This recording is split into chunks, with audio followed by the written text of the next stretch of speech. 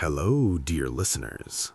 Many of you enjoy grabbing a bite at In-N-Out, right? Personally, I love it. But this everyday routine can turn into something terrifying, just like in these stories. Enjoy listening. My name's Ben. This happened at the In-N-Out off the 5 near San Clemente.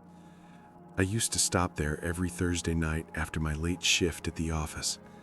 I'd get a double-double animal style, fries well done, and a chocolate shake. Same order every time. I liked the routine. That's why she noticed me. Her name was Chloe. She worked the register. Early 20s, friendly smile. Remembered my order after a couple of weeks. It was nice. Made me feel like a regular, you know? Then she started making small talk, asking about my week. I'd give short answers, polite. I'm married. My wife, Sarah, was pregnant with our first. I mentioned it once, just in passing. Chloe's smile got a little tight. She said, "Oh, that's great." The next Thursday, my order was wrong. The burger had no pickles, no spread, just meat and cheese. I didn't complain. I just ate it, but it felt deliberate. Then the notes started. The first one was on my tray, under my drink cup. It was on a red In-N-Out receipt. It said in neat block letters, "Too much salt is bad for the baby." My blood went cold. I never told her Sarah was pregnant. I said I was having a baby. Big difference. I looked up. Chloe was at the register, helping another customer. She didn't look at me. I threw the note away, told myself it was a weird coincidence. Maybe I'd mentioned my wife before. My nerves were just shot from work. The next week, my fries were missing. When I went to ask about them, Chloe handed me the bag with a smile. "I checked," she said. "They're in there." They weren't. At the bottom of the bag was another receipt. "You should eat at home with your wife." I stopped going. I told Sarah I was cutting back on fast food for the baby. She thought it was sweet. A month went by. Everything was fine. Then, on a Tuesday afternoon, Sarah called me crying. She was at home. "Someone left a bag on our porch," she said, her voice shaking. "It's from In-N-Out. It's full of those little plastic burger pins, the ones they put in the bags to keep the orders separate. Dozens of them. And a note." I drove home like a maniac. The note was in the same block letters. "If you won't come to me, I'll come to you. Tell Sarah it's time to share." I called the police. They took a report. They drove to the In-N-Out. The manager was confused, said Chloe was a good employee, quiet, kept to herself. They talked to her. She denied everything. Of course she did. There were no cameras in the dining room where she'd slipped me the notes. No proof. The cop told me it was a low-level harassment issue. They'd give her a warning. He said, "Change your routines. She'll probably lose interest." We were terrified. Sarah went to stay with her sister in Riverside. I changed all the locks, got a security system. I started parking my car in the garage. I quit my job, took a remote position. We were planning to move. I never went near that In-N-Out again. About 3 months later, I saw the news online. A woman had been arrested. It was a big story locally. She was a nurse at a maternity ward in a hospital in Orange County. They'd caught her trying to switch wristbands on 2 newborns. When they searched her locker, they found photos, pictures of new mothers, addresses scribbled on the back, baby clothes that weren't hers, a diary. Her name was Chloe. The news showed her booking photo. It was her. Same friendly face, now blank. The article said she'd been working at the hospital for 9 months. Prior to that, she'd held a series of short-term jobs. One of them was listed. She'd worked as a cashier at the In-N-Out Burger off the 5 in San Clemente for a 5-week period last year. That was the twist. The horror wasn't that she was obsessed with me, she was obsessed with the baby. All that time, she wasn't trying to scare me away, she was trying to insert herself into our lives, to get close to Sarah, to be there as a nurse when the baby came. The notes, the visit to our house, they weren't threats in the way I thought. They were her way of introducing herself, of letting us know she was watching, of preparing us for her to take on a role. The police found other names in her diary, other couples, other regulars from other places she'd worked, a coffee shop, a baby store. I don't know what happened to them. My son is 2 now. He's healthy and happy. We moved to Arizona. I haven't eaten at an In-N-Out since that day. Sarah sometimes suggests it for old time's sake. She says I shouldn't let it have that power over me. But I can't, because every time I see those red and white tiles, I don't think of burgers. I think of a woman in a nurse's uniform, holding a baby that isn't hers, smiling that same friendly smile. And I know with a cold certainty that the most terrifying people aren't the ones who hide in the dark. They're the ones who serve you your food, who remember your name, and who want something you can never, ever give them. The police detective called me a week after Chloe's arrest. He wanted to confirm some details from my report. He asked if I had kept the notes. I hadn't. I'd thrown them away, scared they were some kind of evidence that would tie me to the madness. "Probably for the best," he said. His voice was tired. "We've got enough from the hospital and her apartment. Look, Mr. Carter, I'm calling as a courtesy. You and your family were on a list in her diary, but you were different." "Different how?" I asked. I was standing in my new kitchen in Phoenix, the phone slick in my hand. "The others," he said, and he paused. I could hear papers shuffling. "The other couples she identified, they were all patients at that maternity ward. She met them after they were already pregnant, already under her care at the hospital. Their information was easy for her to get. You were the only one she found before, outside the system. You were a prospect." The word made me sick. A prospect. Like I was a gold mine and my unborn child was the prize. "What does that mean?" I said, my voice flat.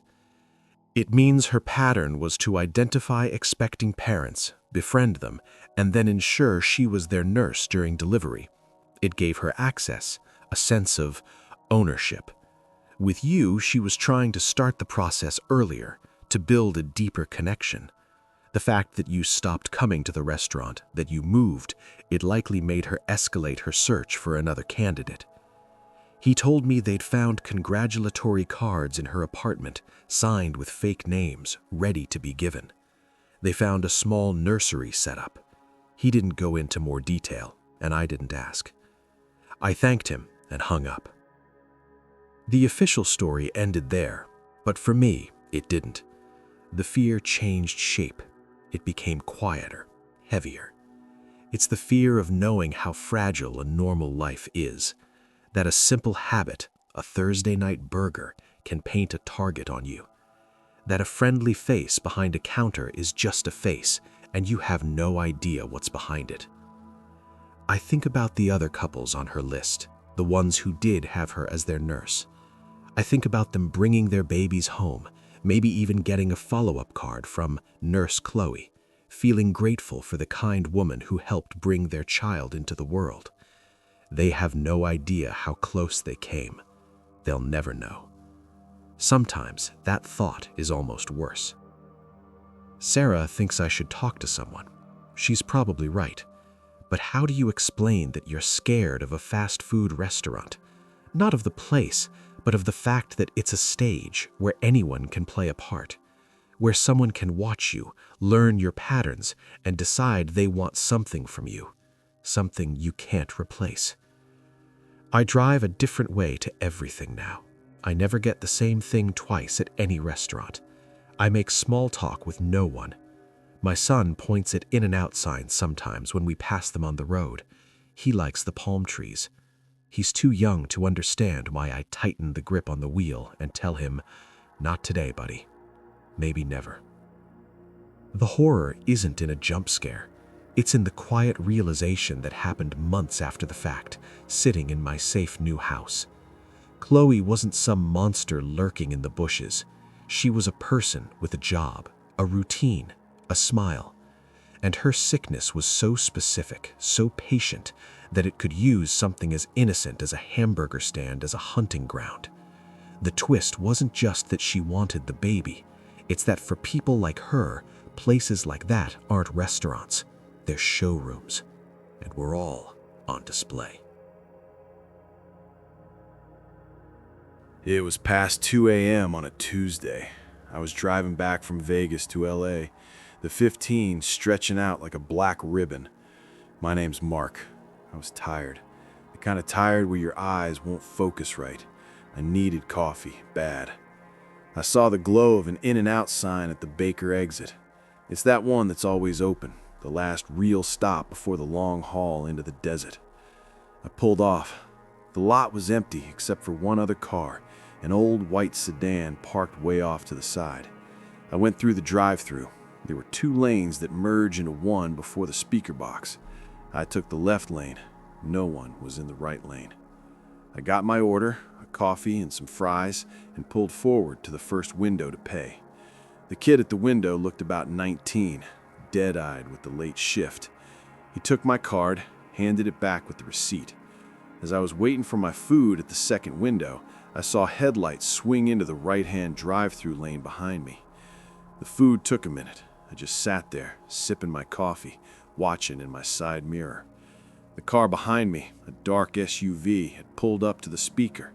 I saw the driver's side window roll down. An arm reached out. It was hanging something on the little menu board next to the speaker. Then the arm pulled back in, the window went up, and the SUV just sat there. It didn't order. It didn't move.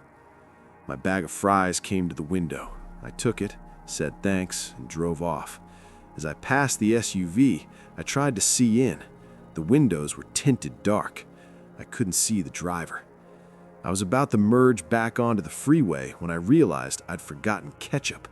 I hate eating fries without ketchup. Stupid, I know, but I was tired. So I turned around and went back. I figured I'd just run in quick. The parking lot was still empty, except for that same white sedan. The SUV was gone from the drive-thru. I parked and went inside. The place was bright and silent. The same kid from the window was wiping a table. He looked up, surprised to see me. "Forgot ketchup," I said, and grabbed a handful of packets from the counter. I was about to leave when I saw it. Through the glass, looking out toward the drive-thru lanes, hanging from the speaker box in the right lane, right where the SUV driver had placed it, was a small plush teddy bear. It was dangling by a string tied around its neck. It had one button eye missing. It was creepy, sure, some weirdo being edgy late at night. I shook my head and headed for the door. That's when the kid spoke up. "You see that guy?" he asked. He sounded nervous. "The SUV?" I said. "Yeah, he does that sometimes, late nights. Always the right lane, always hangs something. Last week it was a little plastic flower. The week before, a keychain." "Why?" I asked. The kid shrugged, but he kept looking out at the bear. "Manager says to leave it, that if we take it down, he might come in. He just does it and leaves. It's weird, but he doesn't bother anybody." I got a bad feeling, a deep, cold pit in my stomach. "He never orders?" "Never." I walked back to the counter, closer to the kid. "Has anyone ever reported it? To the police?" "I don't know, maybe. It's just a prank, right?" But it wasn't. I knew it wasn't. Hanging something silently and leaving? It was a ritual, a marker. I thought of true crime stuff I'd heard. Killers leaving tokens, stalkers marking territory. "What about that white car?" I asked, pointing to the sedan in the lot. "Who's that?" The kid's face went pale. "That's Carrie. She's on her break. She's out there in her car. She likes the quiet." The pit in my stomach turned to ice. I looked at the kid. I looked out at the white car. I looked at the little bear hanging in the glow of the menu board. "How long has she been on break?" I asked, my voice low. "I don't know. 20 minutes? She usually takes her break around 2. She smokes, listens to music." "Call her," I said. "Right now. Call her phone." "Why?" the kid asked, but he was scared now too. He fumbled for his phone, scrolled, and called. We both stared at the white car. No movement inside. It rang, and went to voicemail.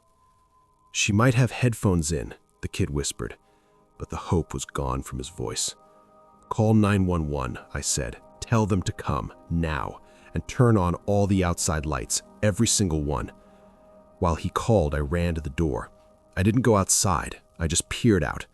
The white sedan. The driver's side window was open a crack, for smoking. I saw something on the dashboard reflecting the parking lot light. It was small and dark. I squinted. It was a teddy bear. A small, plush teddy bear. One button eye missing.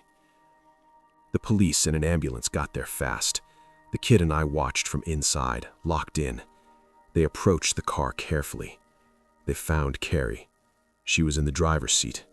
She was dead. They said later it was quick, something through the cracked window. She probably never even saw who it was. The SUV driver wasn't leaving tokens for the restaurant. He was leaving them for himself. A trophy placed at the scene of his crime, right out in the open. The drive-through speaker was his bulletin board. The bear hanging there wasn't a warning. It was a receipt, proof of purchase. The police asked me 100 questions. I told them about the SUV, the tinted windows, the arm. They pulled the security tapes, but the camera on the drive-through menu was busted. Had been for weeks. The manager never got it fixed. The only camera that worked was on the building, facing the parking lot. It showed the SUV pulling in after me, but you couldn't see the driver, couldn't get the plates in the dark. They never found him. I checked the news for months. Nothing. I don't drive at night anymore, and I never, ever use a drive-through if I'm the only car, because now I know the twist. The monster isn't hiding in the shadows. He's in the lane right next to you, going through the motions. He's not there for the food. He's there for the ritual. And you only understand the message he left hanging on the menu board after it's already too late for someone else. My name is Alex. Last year, I managed the In-N-Out on Camino Real in San Diego. It was a good job, busy, but straightforward. I liked my crew. Then Jamie started. Jamie was a new hire, late 30s, which was older than most of the kids. Quiet, kept to himself, did his work. He was on the grill. He was intense, not in a scary way at first, just focused. He'd arrange the patties on the grill in perfect rows. He'd wipe down his station constantly. He didn't talk much, but when he did, it was always about procedure, the right way to do things. The first weird thing was the timesheets. He'd clock out exactly on time, but he'd stay. I'd find him in the back, just standing by the dry storage or sitting in the break room staring at the wall. I'd say, "You're off the clock, Jamie, you can go home." He'd just nod and say, "I'm acclimating." I didn't know what that meant, but he wasn't hurting anything, so I let it go. Then he started making suggestions, notes left on my desk. They were typed, always. About grease trap cleaning schedules, about the specific brand of degreaser we used, about the minimum wage laws for breaks. Detailed, too detailed. I sat him down. I said, "Jamie, I appreciate the input, but I've got this. Just focus on your station." He looked at me with these flat, gray eyes and said, "Efficiency prevents decay." Then he went back to the grill. The real trouble started with the lockers. We had employee lockers in the back. One Monday, Cindy from Registers came to me upset. Her locker had been opened. Nothing was stolen, but her things were moved. Her shoes were on the wrong shelf. Her hairbrush was in her lunch bag. We had cheap combination locks. Anyone could have popped it open. I asked around. No one saw anything. I gave the usual speech about security. 2 days later, it happened to another kid, then another. Always neat. Nothing taken, just rearranged. A sense of violation. Everyone was jumpy. We started pointing fingers. I checked the security camera in the hall near the lockers. The footage from the night it happened to Cindy showed a figure in the hall at 3:17 a.m. We were closed. The person wore a long coat, a hat, their face down. They knew the camera was there. They spent about a minute at the lockers, then left. I couldn't tell who it was. I called a full staff meeting. I said whoever was doing this was fired and possibly arrested. I saw Jamie in the back. He was just staring at the floor, a slight smile on his face. That night, after close, I was alone in my office doing inventory. The store was dark and quiet. I heard a noise from the kitchen, a metallic click like a locker door closing. My heart jumped. I grabbed a heavy steel spatula from my desk, don't ask why it was there, and walked out. The kitchen was pitch black. I flipped on the lights. Nothing. Everything was clean, shut down. The locker room door was closed. I walked over and pulled it open. The light from the kitchen spilled in. Jamie was standing there.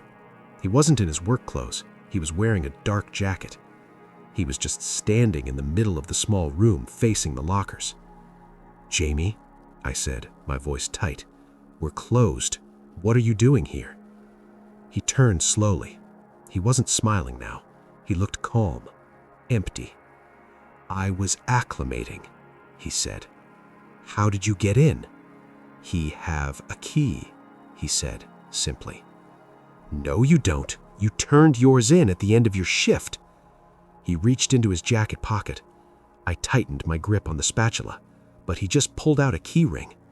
On it was a single key and a small red plastic tag. The tag was from our store. It said, "Manager," on it. It was my spare key, the one I kept locked in the small safe in my office. The safe was still locked. I checked later. He must have watched me open it, seen the combination. "Give that to me," I said. He held it out. I took it. My hand was shaking. "You've been going through the lockers," I said. It wasn't a question. "Yes," he said. "Why?" "To understand the organism," he said. He looked around the locker room. "This place is an organism. The lockers are its cells. The people are temporary. The structure is permanent. I needed to understand the temporary elements to serve the permanent one." He was insane. Clearly, utterly insane. But he was speaking so quietly, so reasonably. "You're fired, Jamie. You need to leave. Now. If I see you here again, I'm calling the police." He nodded, as if I'd just told him the grill was off. "I understand. The organism rejects foreign matter." He walked past me, out of the locker room, through the dark kitchen, and out the back door. I locked it behind him and called the cops. I filed a report for trespassing and theft. They said they'd talk to him. I thought that was the end of it. I changed the locks. I changed the safe combination. We all tried to move on. A month later, on a Saturday afternoon, we were slammed. The line was out the door. I was running register to help out. In the chaos, I smelled something burning. Not the usual burger grease, something acrid, chemical. I yelled to Dave on grill, "You burning something?" He shook his head. "No, man, it's coming from the vents." Then the fire alarms went off. A piercing shriek. People started screaming. Gray, bitter smoke started pouring from the vents above the grill and the fryers. I hit the fire alarm. The emergency lights came on. We evacuated everyone. It was chaos, but we got everyone out. The fire department came. They found the source. Not in the kitchen, in the HVAC system on the roof. Someone had climbed up and stuffed rags soaked in industrial cleaner into the main air intake. The cleaner was the specific brand we used, the one Jamie had written a note about. When the system kicked on, the heat from the furnace ignited the fumes. It was designed to fill the store with smoke, not flames. A panic weapon. They found a single piece of evidence on the roof, wedged near the intake. A small, clean, white handkerchief, folded into a perfect square. It wasn't ours. The police went to Jamie's apartment. It was empty, cleaned out. The landlord said he'd left 2 weeks prior, paid in cash, gave no forwarding address. They never caught him. The insurance investigator asked me a lot of questions. He said, "This wasn't arson for money. This was a statement. Was anyone here fixated?" I told him about Jamie, about the lockers, about the key, about the organism. The investigator just nodded and closed his notebook. He wasn't trying to burn it down, he said. He was trying to purge it. You fired him. You were a temporary element he couldn't control, so he tried to cleanse the organism. That's the twist. Jamie wasn't a disgruntled employee. He wasn't even really a person to me, not anymore. He was something else, a force. He saw the restaurant not as a job, but as a living thing he needed to be part of. And when he couldn't be part of it on his terms, he decided to give it a fever, to make it sick, to reset it. I quit a week later. I couldn't go back into that building. Every time the vent fans turned on, I'd flinch. I manage a hardware store now. It's quiet. But sometimes, when I'm driving at night and I see the glow of an In-N-Out, I don't see a restaurant. I see an organism. And I wonder if, in the back, near the lockers, there's someone new, someone quiet, someone acclimating. And I know that the most dangerous people aren't the ones who want to rob a place. They're the ones who want to belong to it so badly they'd rather see it destroyed than live without it. The police investigation went cold. Jamie vanished. I gave my statement so many times I started dreaming about it. The company sent a crisis counselor to talk to the staff. Most of the kids quit. Who could blame them? The store was closed for 2 weeks for cleanup and repairs. They repainted, deep cleaned the vents, the whole deal. It looked brand new when it reopened, but it felt different. Hollow. I tried to stick it out. The district manager asked me to, said I was a good manager, that they needed stability. So I went back. My first shift back, everything was normal. Too normal. The smell of cleaner was overwhelming, like they were trying to scrub away the memory. The new kids on the crew were cheerful, oblivious. The older ones who stayed moved like ghosts, jumping at every sudden noise from the kitchen. About 3 weeks after reopening, I was locking up after the night shift. It was just me and the closer, a kid named Tyler. We did the final walkthrough, checked the coolers, turned off the lights. As I was setting the alarm by the back door, Tyler hesitated. "You hear that?" he asked. I listened. Nothing. Just the hum of the walk-in fridge. "Hear what?" "I don't know. Like a scratching? Up above." He pointed at the ceiling tiles. "Probably a possum on the roof," I said, more to reassure myself than him. "It's late. Let's go." We left. I drove home, but I couldn't shake the feeling. The acclimating feeling. I kept seeing Jamie's flat eyes in my rearview mirror. The next morning, I got to the store early to do the inventory order. The morning crew hadn't arrived yet. I used my key, disarmed the alarm, and flipped on the lights. Everything was in place. I walked to the back office. The door was slightly ajar. I always locked it. My heart started pounding. I pushed the door open slowly. The office was empty. Nothing seemed out of place. The computer was off. The safe was closed. I spun the dial, opened it. The cash bag for the day was there, untouched. My spare key was there. But something was off. On my desk, in the exact center, was a single packet of In-N-Out spread. Unopened. It wasn't there when I left. I picked it up. On the white paper of the packet, in tiny, precise block letters written in blue ink, was a message. efficiency equals purity. The organism is healing. New cells are forming. I dropped the packet like it was on fire. I called the police again. They came, took the packet as evidence, dusted for prints. Nothing useful. They walked the roof again. They found scuff marks near the HVAC unit, but they said they could have been from the repair guys. They increased patrols for a while. Nothing else happened. But it wasn't about another event. That was the point. The message, the break-in, it was a receipt, proof of access. He was telling me he could still get in, that the organism was still his. I handed in my resignation that afternoon. The district manager was frustrated, but he saw my face and didn't argue. I trained my replacement for 2 weeks and left. I heard through the grapevine, months later, that things kept happening at that store. Small things. An order of the special cleaning chemical would arrive that no one remembered ordering. The time cards would show mysterious, tiny adjustments, a minute added here, a minute subtracted there, always balancing out to 0. Once, the overnight cleaning crew found all the condiment dispensers in the dining room filled to the exact same perfect level. The new manager shrugged it off as pranks or glitches in the new inventory system they'd installed. I know better. It's not a glitch. It's maintenance. The horror of Jamie isn't in the smoke or the break-in, it's in the aftermath. It's the knowing that a person like that exists and that his sickness is a quiet, patient kind. He didn't want to destroy the place in the end. He wanted to tend to it from the shadows, forever.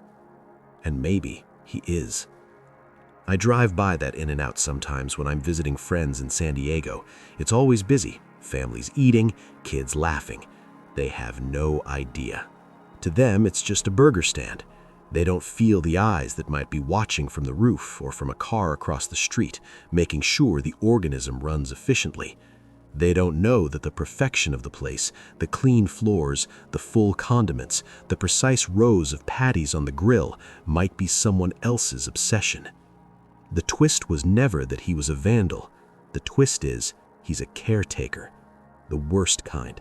The kind who loves something so much he'd terrorize it to make it perfect. And he's still out there, somewhere, acclimating to some new place. Or maybe he never left the old one at all. My name's Derek. This isn't about something that happened to me at In-N-Out. It's about something that started because of it. I was a trucker, long hauls, mostly I-10 between Texas and California. The In-N-Out at the intersection of I-10 and Highway 111 near Indio was my regular stop. Every eastbound run, I'd pull my rig into the massive lot of the truck stop next door, walk over and get the same thing. 2 double-doubles, animal style, extra onions, and a large Coke. I'd sit in the same booth by the window, eat, watch the cars come and go, and get back on the road. It was my anchor point, my one bit of routine in a life of highways. I did this for 3 years. The staff knew my face. They'd see me coming and start ringing up my usual. I wasn't a talker, but it was comfortable. Then, one Tuesday in October, everything changed. I walked in, and the girl at the register, her name tag said Megan, gave me a weird look. Not unfriendly, just confused. She rang up my order. When she handed me the cup, she said, "No shake today?" I always got a Coke, never a shake. "Just the Coke," I said, a little sharper than I meant. "Right, sorry."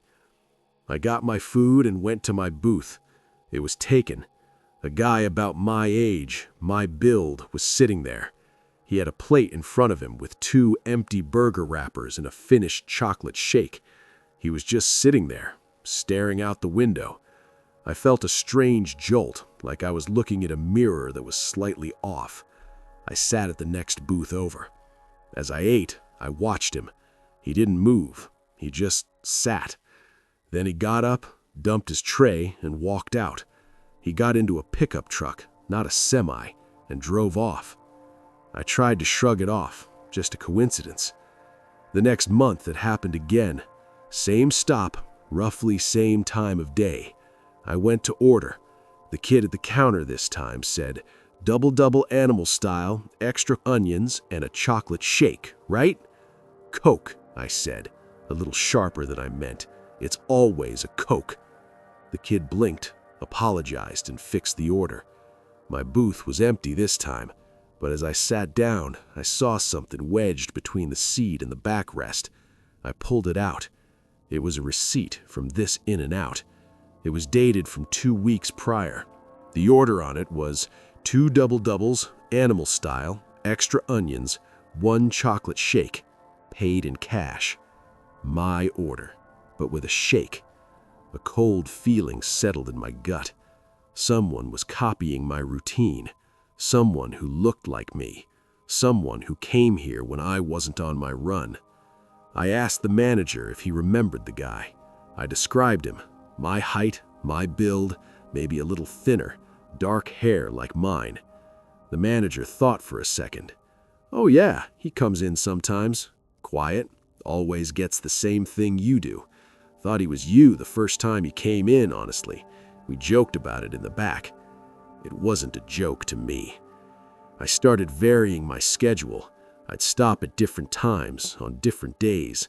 I couldn't avoid the route entirely. It was my job. But for a few months, I didn't see him. I thought maybe I'd imagined the whole thing, spooked myself. I was wrong. Last spring, I pulled in late, after 11 p.m. The dining room was closed, only the drive-thru open. I decided to use the drive-thru and eat in my cab. I pulled my semi around the long way, toward the lane. As I came around the back of the building, my headlights swept across the patio area. He was there, sitting at one of the outside tables, just sitting in the dark. No food in front of him. He was staring right at my truck as the light hit him. He didn't flinch. He just watched. I froze. My foot slipped off the clutch and the big rig jerked and stalled. In the sudden silence, we just looked at each other. Then, slowly, he raised one hand. Not a wave, just a single flat-handed lift of the arm, like an acknowledgement or a signal. I got the truck started again and peeled out of there. I didn't get food. I drove for 4 hours on an empty stomach, my hands clenched on the wheel. That was the breaking point. I couldn't let this go. It was too specific, too personal. This wasn't a random weirdo. This was targeted. I hired a private investigator, a retired cop named Roy. I told him the whole story, gave him the dates and times I had. I paid him to find out who this guy was. Roy called me 2 weeks later. His voice was grim. I found him, he said.